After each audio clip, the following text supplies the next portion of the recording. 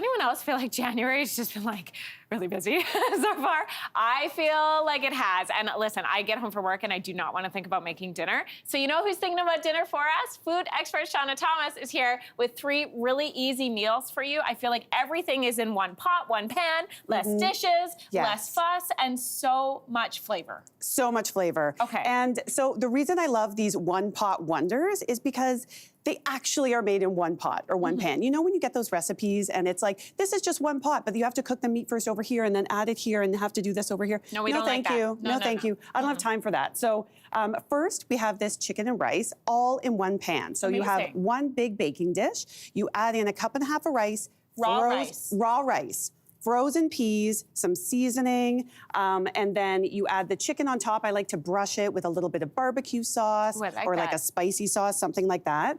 And then the key is pouring hot, boiling broth on top of everything. Okay. Covering it in foil, throwing it in the oven for 45 minutes, and then you have this delicious dish with perfectly cooked rice, perfectly cooked chicken.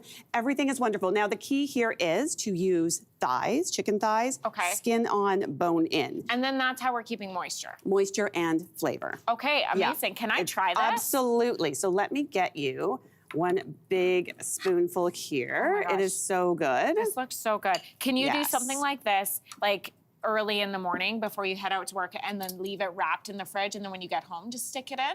Like, could you prep it in advance? Because of the boiling hot broth, not really. Okay, that's okay. But it's that vast. And because you don't have to cook anything in advance, it's just, you just have to have sort of all the ingredients ready. Put together. And then you're good to go.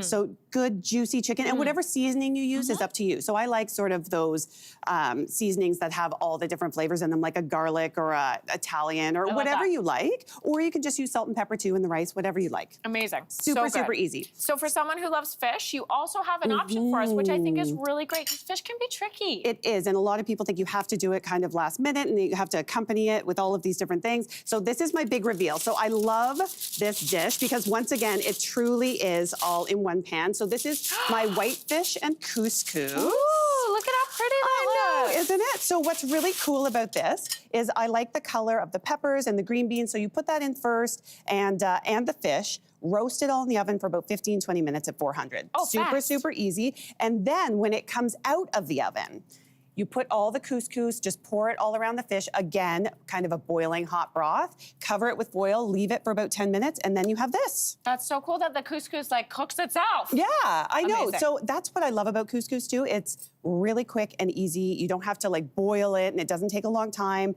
And I love this dish because then once again, you can just leave it and it's really easy. So I like to top it with like a little bit of feta. I love feta. Me too. It adds like a really nice saltiness. Look at me, I'm like ready to go. I know, go, dive in. And then like a little bit of chives, a little bit of green onion, whatever you have sort of in your fridge, because I'm all about just using that up. And then brighten it up with some nice lemon. So we already have, I used like a lemon dill here.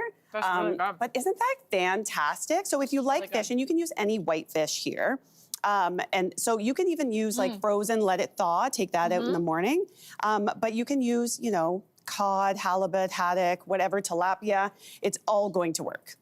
That feta is really good. Is it?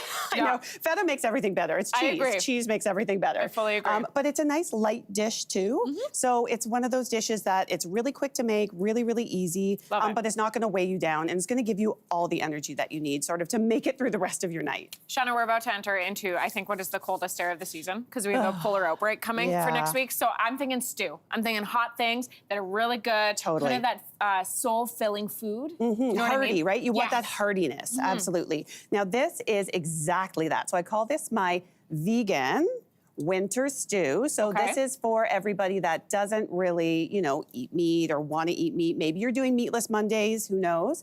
But this, you're ready? Okay. So this is, again, one pot, super easy, okay? It starts with the basics, what you would usually do with a soup or a stew. So we have our onions, our carrots, our celery, garlic, all of that stuff. And then what I do encourage people to do is really use the things that are in your crisper that are going to die, right? But also there's potatoes, sweet potatoes, peas, There's a cup of lentils in here. So that's where you're getting your protein. That's where you're getting your heartiness. Cooked on the stove for about 30 minutes or so, just simmers away. And all of those flavors just come together. You can mash the sweet potato up, make it a little bit thicker. But I absolutely love the flavors in this one. And again, it's vegan. So it's really, you know, it's not going to weigh you down. It's super nice, but it has that like heartiness that what you need in the winter, that warming, you know, all of that stuff. Sean, I'm sure you just said, what are the spices that are in here? I'm like busy eating. You know what? You can add lots of really strong, flavorful spices here. So whatever you have, again, in your cupboard. I like the rosemary, the oregano, the thyme,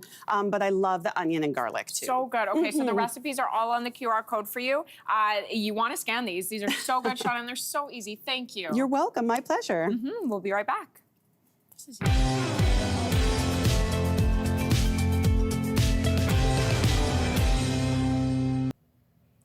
If you liked that video, make sure to subscribe to the Your Morning YouTube feed, where you can find all kinds of new content posted every weekday morning.